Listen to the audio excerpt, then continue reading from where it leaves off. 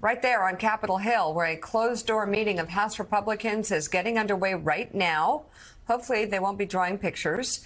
They'll soon vote by secret ballot to select a new Speaker nominee. 3 weeks to the day after Kevin McCarthy was kicked out of the position.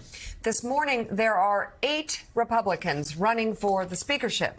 Let's bring in NBC News Capitol Hill correspondent Ali Vitale. Ali, how are they going to pare this down to one choice?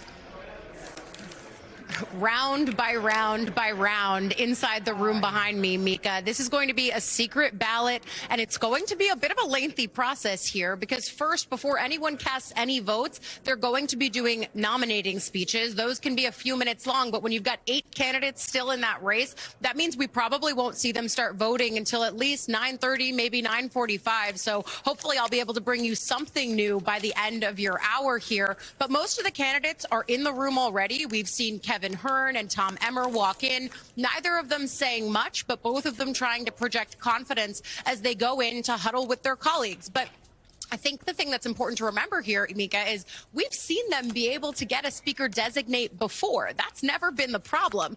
Earning a majority of votes in that room only means you have to count to around 110, maybe 111. That's not difficult. What's difficult is counting to 217 on the House floor, and that's where this party has struggled in the past. So we'll see who they nominate this time, but there is still very much a real question on if anyone who comes out of that room can actually get the 217 votes they need to become speaker. So, Ali, we heard from Congressman James Comer yesterday, who said on the air on Fox News, it could be a couple of weeks before we sort this out. He said he was ashamed. He conceded that it was embarrassing to the party and to his caucus. But what is the solution here? I mean, if Jim Jordan, a well-known guy, couldn't get 217, if Steve Scalise didn't think he could get to 217, Kevin McCarthy, is there someone in that room somehow, some way that's going to change this dynamic in the caucus?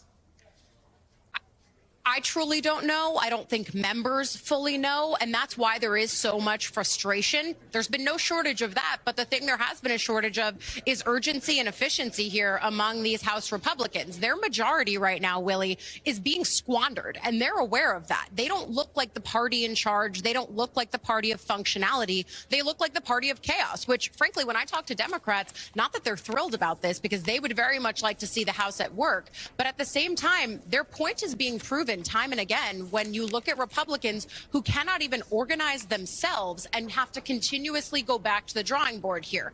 There's also another school of thought, though, that while Scalise and Jordan and certainly McCarthy are well-known names in this conference, maybe the antidote here is someone who's not well-known. Maybe it's someone who the national consciousness is not yet aware of. I have no idea. I think it's also going to be hard for that person, whoever they are, once we do get a speaker, and I'm saying once because I have to believe in the optimistic view that we will have a functioning House again at some point. But I think whoever gets this job, of course, is then going to have to do it, which is extremely difficult with this specific Republican conference being as wide-ranging and factionalized as it is. But then you got to remember, they also have to go to donors nationally and try to make sense of this and try to get money in the coffers. Say what you will about Kevin McCarthy, but he was a prolific fundraiser. Whoever the next speaker of the House is not going to be long on experience, most likely, given the candidates that we're seeing now. And they're also going to have a real job to do both internally here at Congress and on Capitol Hill, but also externally nationally.